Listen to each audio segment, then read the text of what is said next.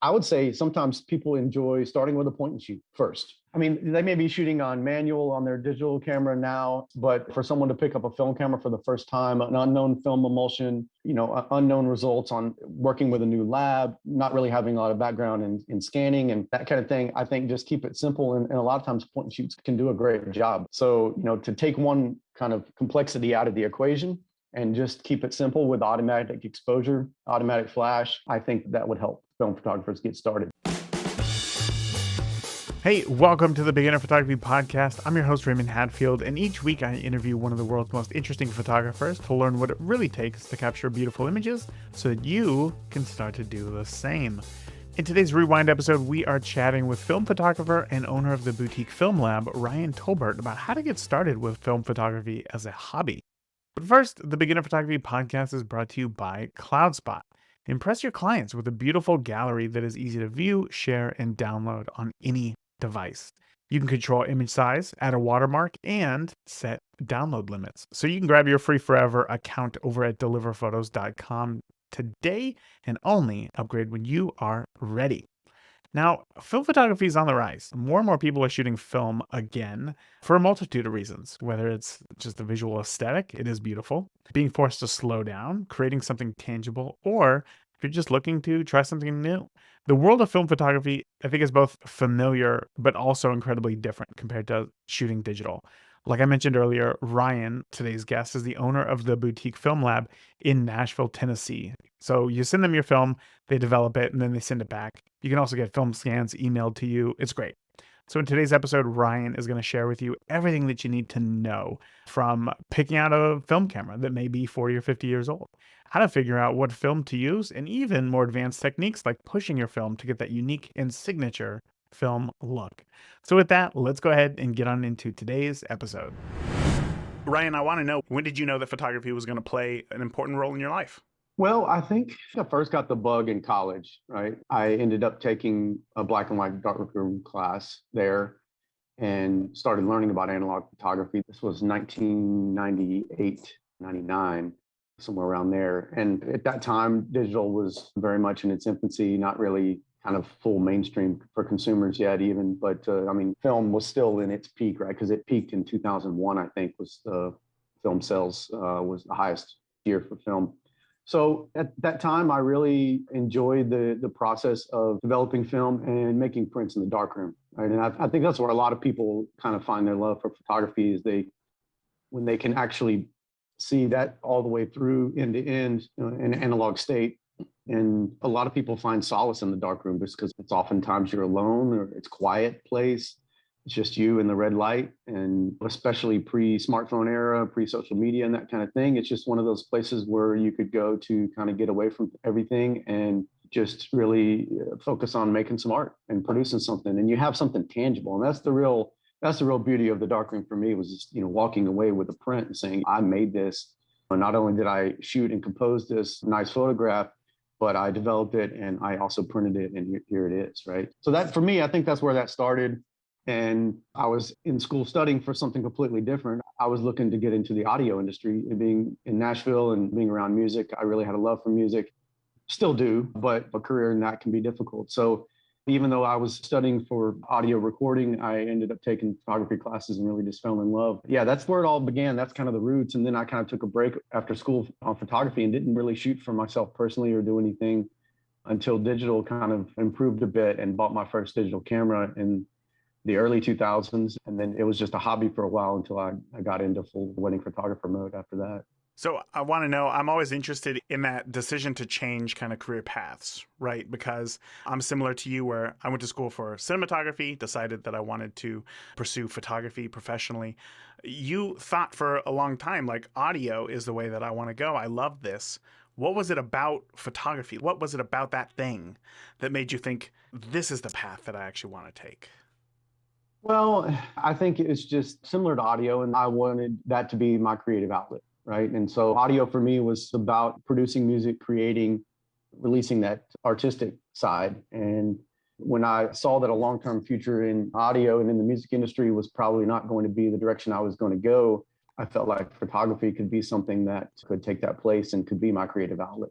And my wife at the time had a side hustle as a wedding planner. And so she was around weddings a lot. And so when I took up photography or got back into it rather, then I decided, well, wedding photography, is where I'm going to focus because that's something that's easily accessible to me and something that's kind of on my mind. And so that's where I started. And I didn't necessarily want to do studio photography or do strictly just portraits, right? So I thought weddings would be great because you have the people aspect. And I always considered myself more of a documentarian. And so I think that's why it led me to that, is that I get to still interact with people. I still get to take some portraits, but I got a lot of kind of documentary that I can do and just kind of be that fly on the wall to tell a story and let it play out in photographs that way. So that's where that happened. Yeah, I resonate with that a lot. I love that ability to be able to shoot just so many different things at a wedding and not necessarily focusing on just one thing. Like I only do portraits or I only do commercial work or whatever it is. So I too like that. But I want to know now is that you bought that digital camera. You're like, I'm going to go shoot some weddings. But today you're in a very different spot Right. where you're focused a lot on film and you started the boutique film lab. So I want to know, like, where did that transition happen? How did that all occur? Well, so started shooting weddings around 2012, and that was fine for a while, shooting all digital and just kind of learning. I had a lot of good mentors at the time and just kind of really honing my skills and just getting more and more experience, running a photography business and being a photographer. But after a while, I wanted something a little bit different. And I think probably around 2013, I started to see a lot more buzz on social media about film. Started seeing a lot of film posts, and Nashville community had actually a growing film community. And we had some Facebook groups and had a lot of interactions, meetups and things. And so started doing that as more of a hobby, right? Was shooting weddings digitally for clients. All client work was digital, but kind of shooting film for myself as a hobby, and just got more and more involved in film and really learning about film cameras and film stocks. I would send my film out to a lab here and there, but just in an effort to save money, I wanted to try to see what I could do on my own as much as possible. So I learned about developing and processing my own film, learned about scanning, bought some scanners, that kind of thing. And so that's how that transition happened. Is I got into film as a hobby, started shooting it for myself, really enjoyed it. Didn't think it was something that would ever work out for my clientele, probably because I'm bad at marketing myself and couldn't find the right clientele, right, that really wanted 100% film.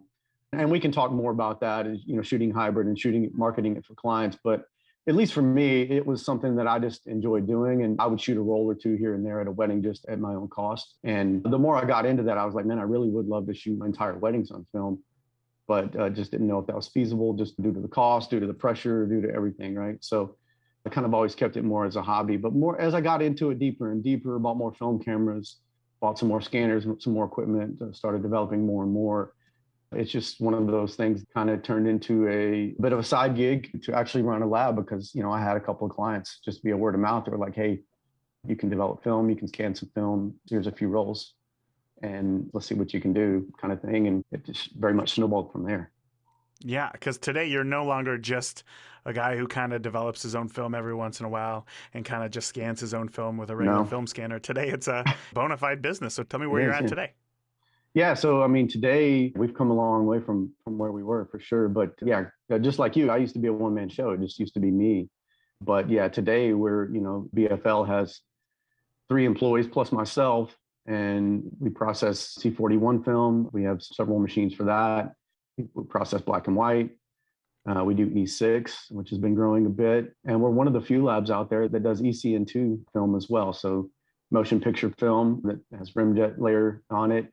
Similar to Cinestill film for people that have bought some Cinestill film, but they strip the rimjet layer off at the factory so that can be processed on any C41 line. Yeah, that's where we're at today. And we started out in infancy. A good week for us would be 30, 40 rolls of film, right? Well, in a week, maybe that would be a lot, right? But now we do more than that in just a few hours, right? So, wow. Yeah, so we probably average, and this is January through March or so is probably a slower time of year for us. But yeah, we're doing 1,200, 1,400 rolls a month or so. Oh my goodness, that is a lot of film. Well, then I'm excited because you're clearly the guy to talk to about this. Because today I've been getting questions from listeners kind of about film photography and wondering just like how to get started. And I realized that I don't really think that there's a good beginner analog workflow out there, like from the first time that you think about shooting film to like getting that first rollback. So that I kind of want to walk through all those steps with you today and see how that goes. So I guess my first question here is when it comes to that analog workflow, let's imagine most of the listeners who are going to be getting into film are those who maybe they've been shooting for a year or two, like they already kind of understand how photography works, they understand the Mhm. basics. But now they're thinking about shooting film. Where should they even start? Well, that's a I know great question. that's a very big question, but I'm Yeah. hoping that you can kind of dissect that. And it can be daunting because people see a lot of great film photographs on social media and they're like, I want that. I want to create something like that. I like that look. It's very interesting. But for someone that's got a little bit of a background in photography, learning some basics of shots with digital photography and a little bit accustomed to that workflow, making the transition can be a smoother. And I think the way to get started is obviously you first need to find a camera. You need to find a film camera. And there's a bunch of different options out there, just like there is in the digital world. But I tell people to go check their local thrift stores. Sometimes you can find some decent deals out there, some gems even really, to go check their local thrift store, Goodwill, what have you. But then there's also tons of places for resale, places like KEH out of Atlanta. That's always a big one. That's where I've sourced a lot of my used gear back when I was getting stuff together.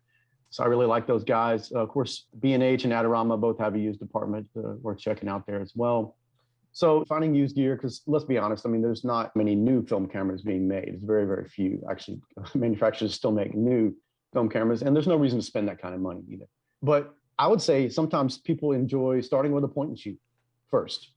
I mean, they may be shooting on manual on their digital camera now, and that's great. And I certainly recommend that in a lot of situations. But for someone to pick up a film camera for the first time, an unknown film emulsion, unknown results on working with a new lab, not really having a lot of background in scanning and that kind of thing, I think just keep it simple. And a lot of times point and shoots can do a great job because there were a lot of great point and shoot cameras made back in the heyday of film. So to take one kind of complexity out of the equation and just keep it simple with automatic exposure, automatic flash, I think that would help film photographers get started. So nothing wrong with a great little point and shoot from Olympus or something like the XA2. I love that thing. I've got one. Works great. I've had a few Canons that are okay. And oh man, I used to have an Olympus Stylus Epic. I really, really loved. It got waterlogged on a canoe trip. And Oh no. yeah, I got the roll out of it and got some pictures. But yeah, it's apparently not waterproof, even in a Ziploc bag, right? Yeah, those are some great ones. I mean, Contax makes some great, like the T2 and some others, but they're a little spendy, but some great point and shoots. The Nikon One Touch is also great. There's a whole list of point and shoots that are ideal for getting started, and they're great little pocket-sized travel cameras. Great to take on a camping trip or outdoors or to a wedding or even a disposable camera. I mean, honestly, we see a lot of clients that start from the ground and just go out and buy a disposable. And that can take some pressure off there too, just to see what you get. And people really purposely want the look of the disposable camera, right? It's got a cheap plastic lens. So it has a really unique look, real soft edges. And you got that built-in flash. It's just kind of bang on full flash right there. And you get a lot of fall off in the background in a real dark kind of cavernous place. And some people just enjoy that, and that's the look. And that's something you can't get with any other camera. Right. Any other camera. You can try and emulate it with film presets. You can do all this, but it's not a disposable camera. It's not shot on film. That is why people seek that out. And you would ask yourself in 2022 with the fantastic cameras that we have on the latest iPhones or Android phones or mirrorless cameras out there, DSLRs with great lenses, all that. You can take stellar photographs, great bokeh, sharpness, great color, all of this kind of stuff. But sometimes that's not what people are seeking, right? And so there's a market for something else. And disposable cameras sometimes fit the bill for that. You know what I love? It seems like beginners who are very focused on gear are always excited, like, oh, one day I'm going to upgrade to full frame. I'm going to start shooting full frame. It's like you can shoot full frame for $11 if you go buy yourself a nice disposable camera, and that's exactly what you're going to get. You can do it. Yeah. It's not very expensive to get into this. And I love how you talked about the point and shoot there, because I guess even when kind of coming up with some basic questions for this interview, I was thinking more along the lines of an SLR, the traditional interchangeable lens camera. But I think you're absolutely right. If you're just getting started, like, try to remove as much human error as possible. And if you just stick with a point and shoot camera, you can get real good. But if we are going to consider doing the SLRs, I don't think I've shot with many point and shoots except for maybe disposable cameras. So coming from SLRs, let's think about these cameras, because most of them, as you said, not many new film cameras are being made today, which means that most of them are 30 plus years old, right? Sure.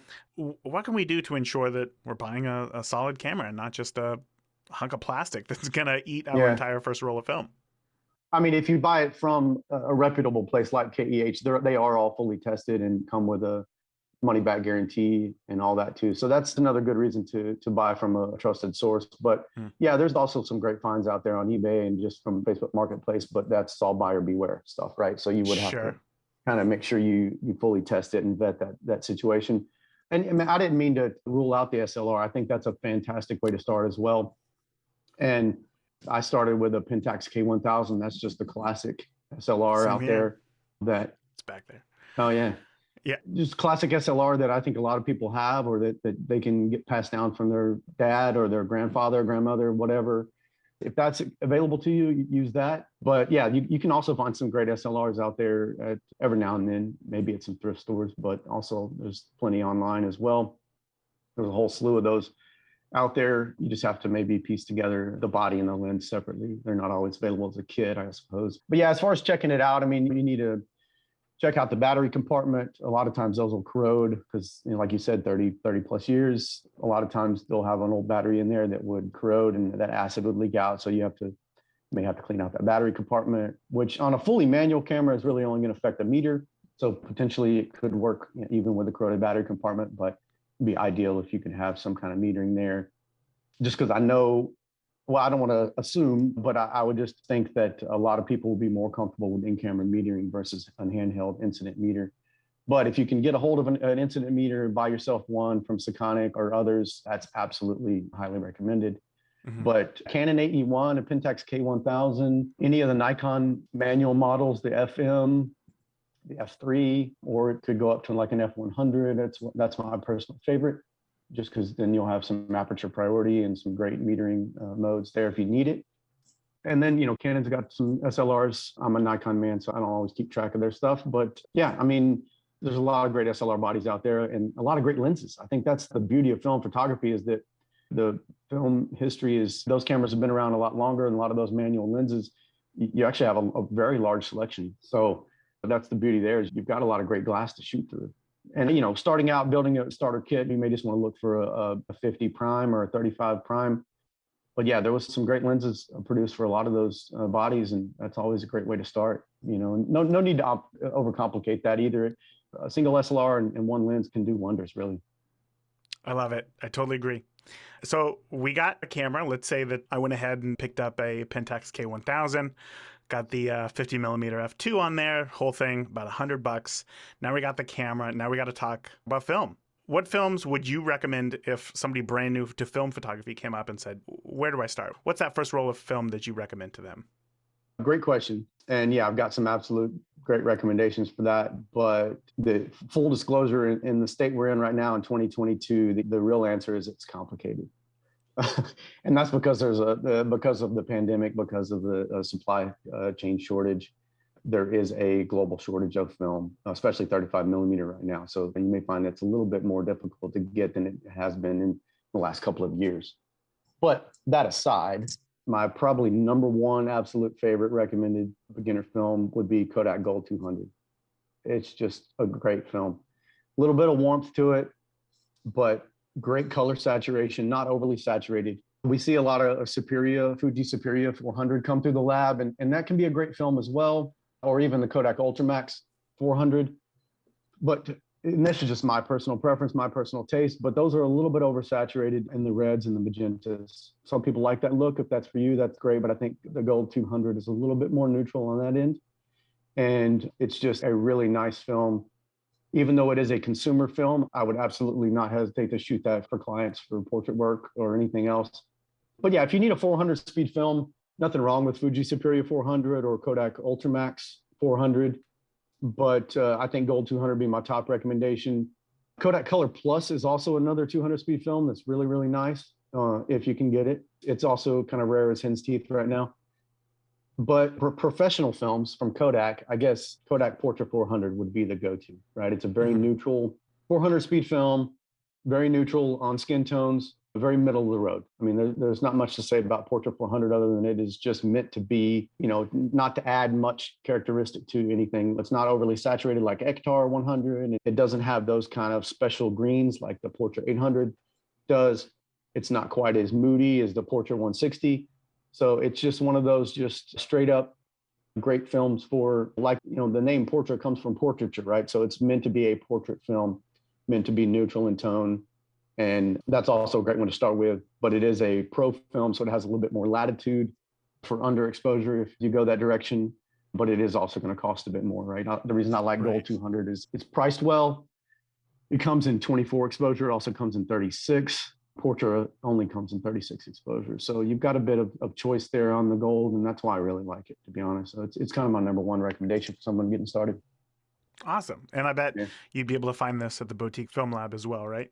Yes, we do carry that when it's available, but it has been on back order for some time, and we're trying to get more stock on that. But yeah, the distributors have been out of Gold, so it is becoming harder to find. But yeah, it is something that we stock when we can get it, for sure.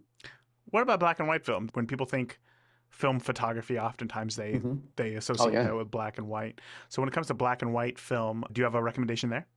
I do, yeah. If we're going Kodak Tri-X 400 is classic. It's classic grain, and it's a medium contrast. It's still a decent speed at 400, but has a lot of latitude. I really regularly shoot Tri-X at 1600 ISO and push it 2 stops in development. And that just gives it this really punchy contrast, great for street photography, great for photojournalism work, makes it a little bit grittier with the grain, but it kind of unleashes the beauty of that film. And it really is just a classic film that I just enjoy the look of.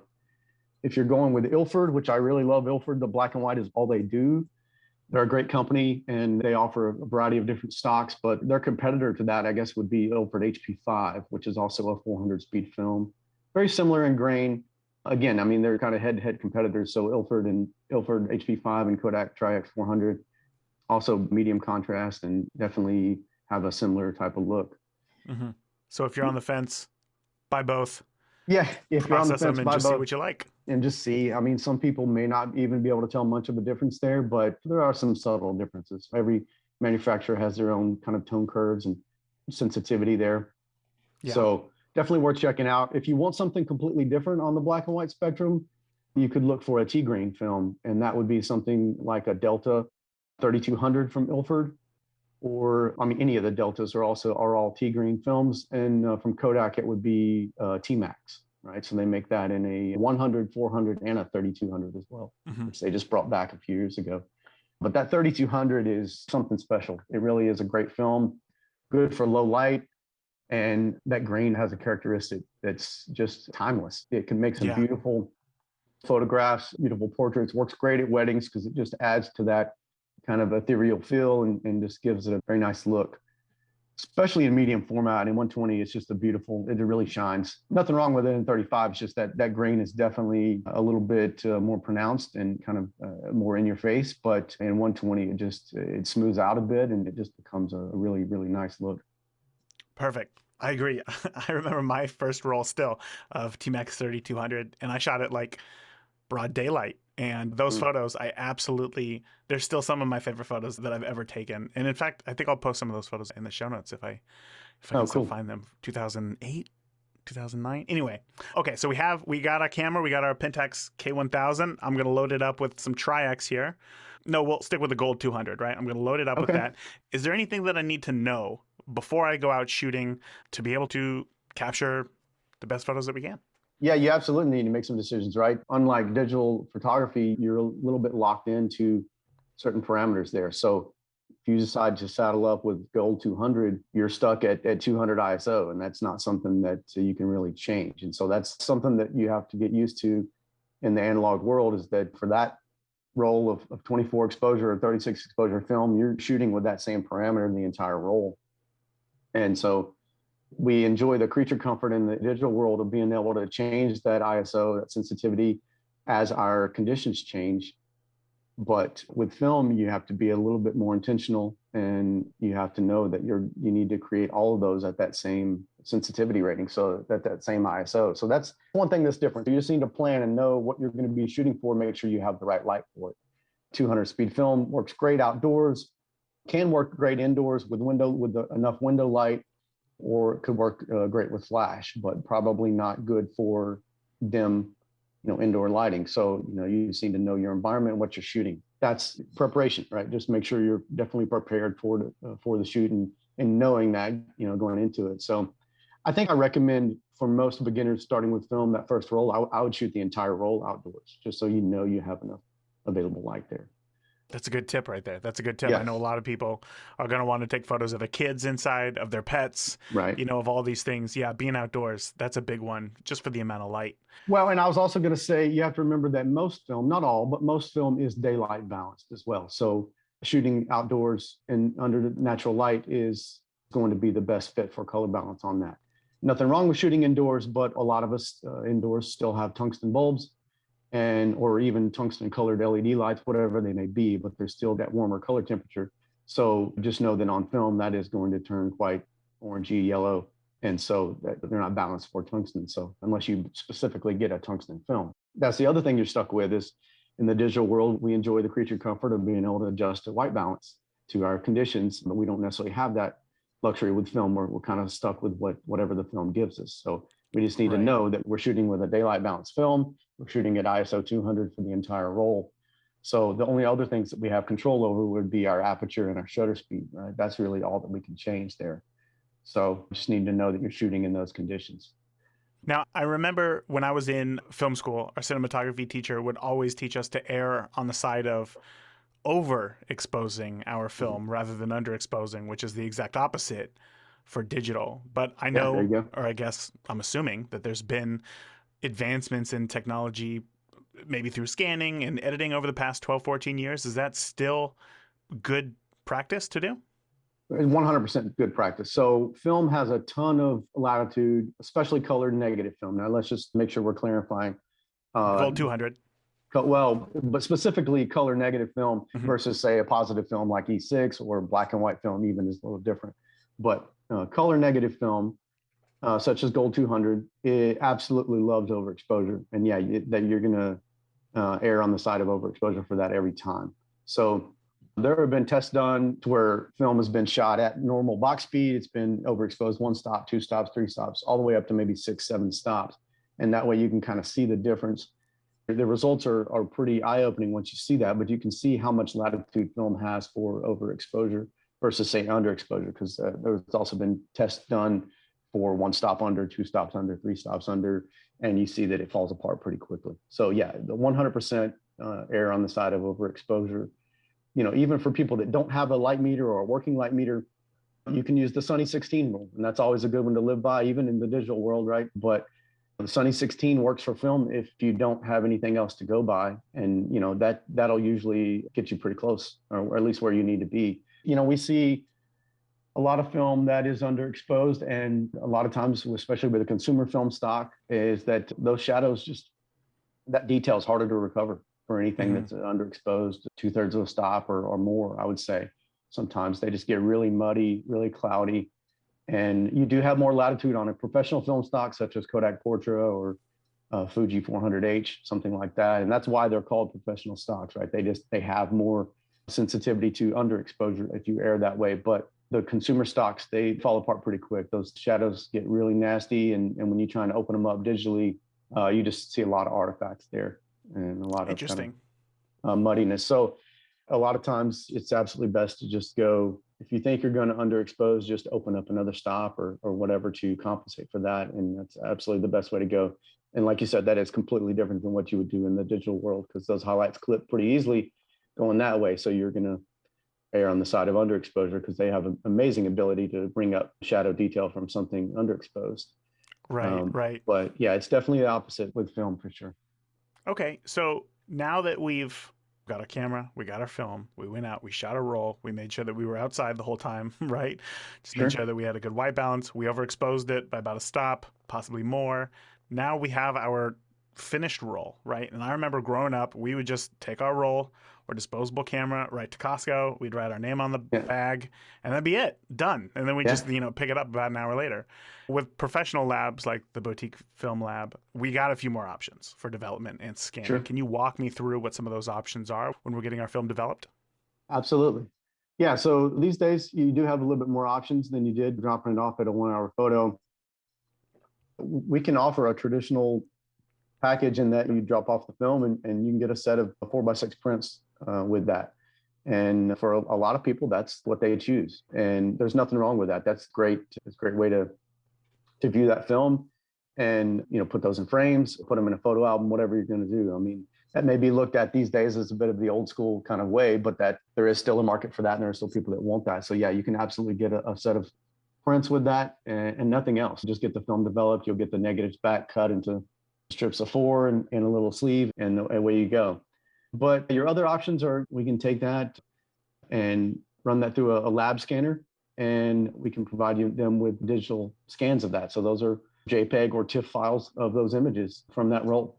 So at that point, you have a digital file that you can take. You can further edit if you need to do any post-processing on there, or you can just post that straight away to social media, share that online, what have you. So we do that in several different sizes, right? So we offer different resolutions of those scans depending on their end use. So depending on how they're going to be displayed, we offer 3 different sizes for that. We call it normal, large, and extra large. So those are our 3 sizes, various pixels for those. But yeah, it really just depends on how they're going to be displayed and if they might be printed at some point later, right? Because the larger resolution scans are suitable for larger printing. And we've seen some fantastic photographs, even from 35 millimeter film. We've seen some 30-inch, 40-inch prints being made that are just beautiful. Wow. So it's definitely possible, but yeah, you need more resolution to make those, right? To get close to that 300 DPI or so number. But yeah, from there, we can offer a set of scans. We can offer scans and prints, 4x6, 5x7, 8x10, whatever it is that they need from that. But those are the options. And of course, most younger generation probably just want scans and want to be able to download those when they're done and post those to social media or share them in an online album or something like that, back them up in the cloud. But there are a lot of people that still want a set of prints just because that feels tangible, and that makes the whole process, enjoyable. Real. Just to be able to flip through, photographs, right? Or just to give away. Maybe they get a couple copies or whatever, but it's just nice to be able to hand someone a printed photo, because I think prints have seemed to be something that we just don't do as much as we used to, since we're not forced to do that, right? And back in the heyday of film, I mean, you really had no choice. You drop it off with a 1 hour photo. The product you were going to get back was a set of prints. I mean, that was just the end product. But we've got more choices these days, and so we got more choices to share those and more ways to do that. So I think sometimes prints just get forgot about sometimes. But that is really the grand way of presenting something to someone, and it makes it more special when you hand someone printed versus just emailing them or texting a photo, right? I agree. Totally agree with you. I want to go over something real quick, because I'm sure that some people who are listening are maybe at a slightly more advanced stage. And earlier you had mentioned that you will take out, I believe you said Tri-X, shoot at 1600, and then push it 2 stops. Yep. Could you kind of talk about what pushing is and what that is for the developing process? Yeah, absolutely. So there's a lot of confusion around this. We get questions around this kind of stuff all the time, whether pushing and pulling both. But effectively, pushing would mean that you're purposely underexposing your film. So in the case of Tri-X, it's a 400 speed film natively. So in the case of Tri-X, if we were to underexpose it 2 stops purposefully, right? So that would mean going from 400 to 800 to 1600, right? So every time you go up a stop, you're doubling that number. So 1600 ISO, shooting it purposely 2 stops underexposed. And someone might ask, why would you do that, 2 stops underexposed? But you're doing this intentionally for a couple of reasons. Number one, you want the higher speed. Maybe you have lower light conditions. You need 1600 ISO to make a usable shutter speed, right? Because sometimes in a dim situation, 400 ISO just may not give you that. You may be down to a 15th of a second or a 30th of a second. You're unsure about motion blur. So if you can go up 2 stops in ISO, then you can maybe shoot it around 60th of a second or 125th. And so that helps for low light situations. But number two, pushing film just changes the look, right? And so it's going to inherently give you more contrast. It's going to give a very punchy image. So this is a black and white film. And if you shoot Tri-X 400 at 1600 and have it push 2 stops, it is going to be purely black and white, right? There's not going to be as much kind of middle tones. And some people just really like that in your face kind of black and white image. I think we've all seen those. And especially for people that do photojournalism or street photography and just want that kind of gritty, punchy look, it's an artistic choice. So that's what it's for. And that's why people shoot it that way. Even in broad daylight on a sunny day, I might shoot Tri-X 1600, especially if you've got a camera that can go up to a 4,000th of a second or 8,000th of a second shutter speed. You're able to slow that shutter down enough and still shoot at a wider aperture if you want. So you don't always have to shoot it at f8 or something, right? If you've got enough shutter speed there. But yeah, on a bright day, you do have to be a little careful, I suppose. But anyways, so we're pushing that roll to 1600, right? So we're 2 stops underexposed. So somehow we have to compensate for that. We have to make up for that 2 stops of underexposure. So that's where you have to intentionally tell the lab that you shot this at 1600 and you need it pushed 2 stops, for example. There is a preset time for, depending on the developer that the lab is using for that black and white film, there's a preset time that needs to be in the developer for 400 ISO, right, for the box speed. But if it was shot 2 stops underexposed, then they need to develop that for longer to make up for that underexposure, right? That's where kind of the word push comes into play, is that we're pushing that development time, means we're extending it, right? So push means to extend, right, in that case. So maybe it was normally a 6-minute development time at box speed. So now we're going to increase that, I don't know, 15 to 20% per stop or something like that. It depends on the film, depends on the developer. There's a lot of variables there, but that's for the lab to figure out the time. But maybe now we go from a 6-minute development time to maybe a 7.5-minute development time or something like that. So the lab will develop it for longer. The longer the film stays in the developer, the more those shadows develop, right? Highlights develop first. And so if you took it out at the developer at 6 minutes, you're going to end up with probably some reasonable highlights, but you're going to have very underdeveloped, muddy shadows. So that extra development time, spending that extra 20% per stop in the developer, is going to allow those shadows to kind of bring up closer to a medium density, something that you have usable, and it should be able to bring some detail out of that in the scanner. So it's just extra compensation for the different speed rating that you did on that. And again, an artistic choice in some cases, but some cases maybe a choice out of necessity because, you know, I was expecting a certain light level, but we just didn't have it. It was a cloudy day. It was dim indoor lighting. And so we had no choice but to go to 1600, and that's that, right? Sure. Then I think that makes sense. And I really appreciate you kind of breaking down exactly what it is, because I know that when I first learned about the idea of pushing and pulling film, I got confused. So trying to figure out how to make it work, I think you really have to test it out and you really have to see it. I mean, because it really does, as you said, it alters the look of a film in a good way, of course. I mean, I guess depending on what it is that you're going for, but it's one of those things that one thing that I love about film photography is that it's real. Like light enters a camera and then like alters chemicals on a piece of plastic essentially. And that piece of plastic can never be changed into anything else. And like that really happened. Like it's saved forever. And then when you take that into the development process, you can still alter that process to still be able to create an image that you're going for and create something, again, I guess real is the only word that I can really think of here. And it's just so much fun. So again, thank you for breaking that down for me. But now that we have our camera, we have our film, we went out and we shot it, we developed it. Next 2 questions. About how long is the turnaround time from the time that we send in our film to the time that we get scans back? And then when we do get those scans back, are they ready to be shared online, or do they still require a little bit of editing on our part?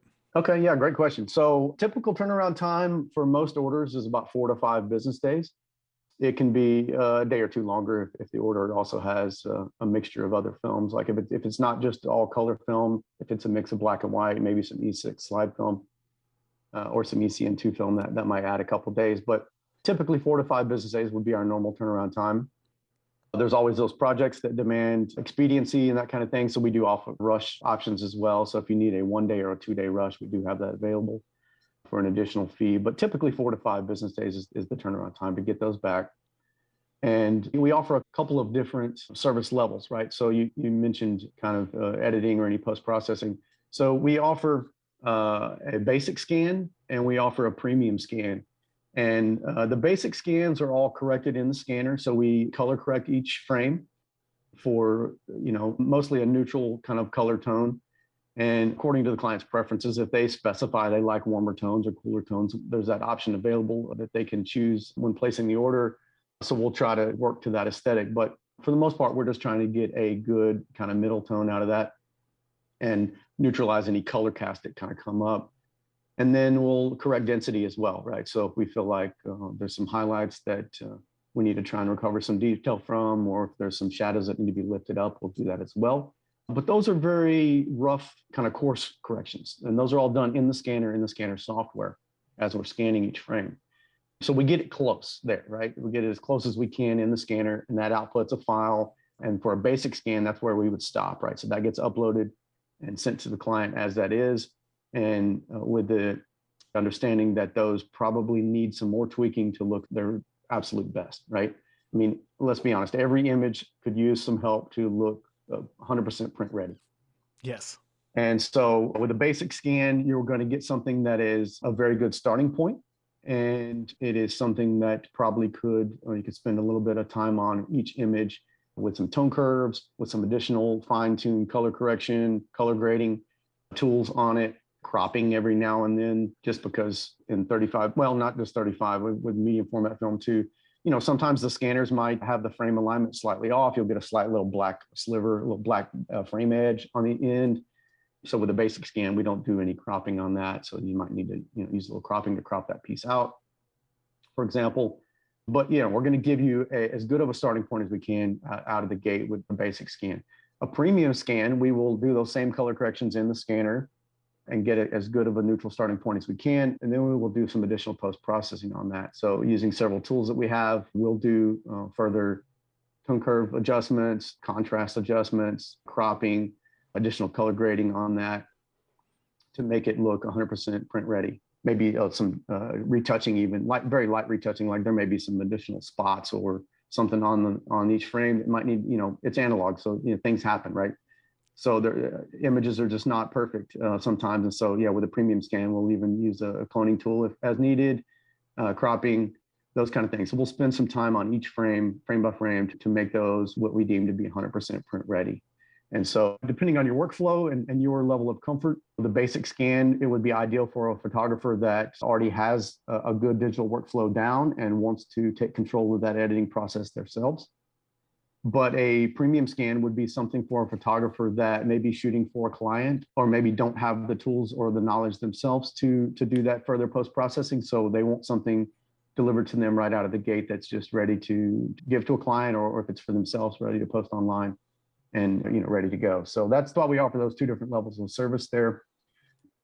And that's specifically for C41 film. In the black and white realm, we don't offer a basic versus premium. It's all kind of a premium scan. And the reason for that is that black and white film, the scanner software does not remove dust automatically like it does with color film. So we have to spot each frame anyways. So we take care of some cropping, we take care of some tone curves as we go through those as well. So that's already a premium scan, and so is E6 and ECN2, just due to the nature of those as well. But for color, you can choose a basic or a premium scan. I did not know that about the black and white scans with them not being able to automatically remove the dust. That's interesting. And the reason that is, some people may have heard this term or know about it, but there's a technology developed by Kodak back in the day called digital ice. And it's built into a lot of flatbed scanners. Epson uses it, others. But that technology was a Kodak technology, and it's a very advanced technology for when it was around. But I'll keep it short. I mean, I'm a technology geek, and I love to look into things real deep like that. But essentially, digital ice is a way to figure out where the dust spots are and clone them out. And the way it does that is it uses infrared, right? So it does a quick infrared scan before it actually does the fine scan. And infrared light, if there's a dust particle on the film, infrared light cannot pass through. right? So it does a quick scan of the film, and wherever the light could not pass through on the other end, it was not received, it marks that as a potential dust spot. And then it uses a cloning technology to clone that out, puts a little healing brush on it, and does it all automatically in the software. And so color film, for the most part, comes out 99% dust free. Because in the analog world, I mean, dust is the enemy. It is absolutely, it's inevitable. It's going to be on every film. It just happens. And we use air purifiers, and we try to keep the room as clean as possible. And we try to keep the film as clean as possible. We wipe it down before we scan it. We use an anti-static brush. We use an anti-static cloth. We use all the air compressor to blow out the scanner. We try and eliminate dust whenever and wherever we can at the source, but sometimes things squeak through. And so digital ice takes care of that for us on color scans. But on black and white, it's there, and there's just no way of getting around it. And for people that want to know why digital ice does not work with black and white, is because black and white film has a lot of retained silver after development, right? Almost all the silver is gone on color film after it's been bleached and fixed. But black and white inherently always has some residual silver there. And that residual silver on the film emulsion shows up. The light cannot pass through that, so it shows up as a defect. So if you try to scan black and white film with the digital ice technology, you'll end up with a really weird artifact of like weird cloning spots just all over your film, and it just it'll look pretty gnarly. So yeah, it basically, if you're telling the film scanner software that you're scanning a roll of black and white, it turns off the digital ice. So if you're wondering why black and white film a lot of times costs more to get scanned at a lab, that's why, because they have to spend time cloning dust. Mm-hmm. There are some labs that offer straight black and white scans with no dust correction. It's not something we do, just because to us, that's not a final product. We don't want to deliver something that's not kind of ready to go. We make sure it's all cloned out, but that's why the price is also more. That in the development. And a lot of people don't understand that either, because a lot of people develop black and white film at home themselves. It's very easy to do, much easier than color, and it's cheap and all of that. And they're like, why would I pay more at a lab for black and white when it's something I can do easily myself at home? And you can, right? But on a commercial level, black and white's harder to do because there's not as many black and white developing machines to make it automated. They're much more rare. And that's why 1 hour photos never did black and white, right? You think about 1 hour photos, they were all C41. That's all they ever did was color film, black and white. Number one, I mean, consumers just didn't shoot black and white film, so there was not much of a market for it on the consumer end. But it's also the lack of equipment, right? It's harder to develop that at a commercial level. Sure, it's easy to do 1 or 2 rolls at a time in your kitchen sink, in a Patterson tank or something. It's dead easy to do, but on a commercial level, when you're trying to do hundreds or thousands of rolls a month, it's much, much harder. So that's why even some labs that are still quote unquote film labs, they may still only offer C41. Or wow. if they do black and white, they farm it out of house somewhere else. So that's all the reasons why. Yeah. So I mean, you can get a roll of color film developed cheaper and faster than you can with black and white. So the turnaround time's a little bit longer. We only run black and white maybe 2 to 3 times a week as we get enough in, and color we do almost every day, right? So it's the 80-20 rule. It's just the way it goes. The 80-20 rule, that's right. Yeah. Ryan, before I let you go, I want to know, is there anything that maybe I didn't ask you today that you want to make sure that new photographers know or understand about shooting their first roll of film? I think there's probably a lot of people that want to shoot film, but just maybe just anxious, and they feel like it may be permanent, maybe something they could mess up or whatever. But just don't be afraid to try, right? I mean, my advice is, even if you go out and fail at it, I mean, you've still learned something, right? You still know what to change for next time, and you can walk away with some experience there. I mean, we've all messed up rolls of film. I've done it myself. From time to time, we see things like loading errors where a roll will come back blank, no exposures, and it probably just didn't run through the camera. 35 millimeter film, it's interesting that Kodak created all these other formats aside from 35 to try and simplify the film process all the way up until the end with APS film, right? With Advantix, Kodak Advantix and so forth. They were trying to simplify that because they also saw some issues, especially with 35 millimeter, right? I mean, if you don't stretch that film all the way over the take-up spool as you're loading it, and it doesn't get firmly attached to the divots on the take-up spool and right into those sprocket holes, sometimes that'll slip and that take-up spool will just wind and that film will never advance through the camera. So you'll end up with a blank roll, or you'll end up with one 36 frame multiple exposure, right? It'll just sit there and slip on that one frame and it just expose over and over and over again. That's right? got to be cool. I mean, those can turn out pretty cool, but by the time you've done it 24 or 36 times, it's pretty much just a blown out image, right? Of course. There's going to be things that happen. There's also going to be happy accidents too, right? Light leaks and things like that. Sometimes it look cool, but just don't be afraid to try and experiment. I mean, that's the beauty of analog, is that it is such a perfectly imperfect image.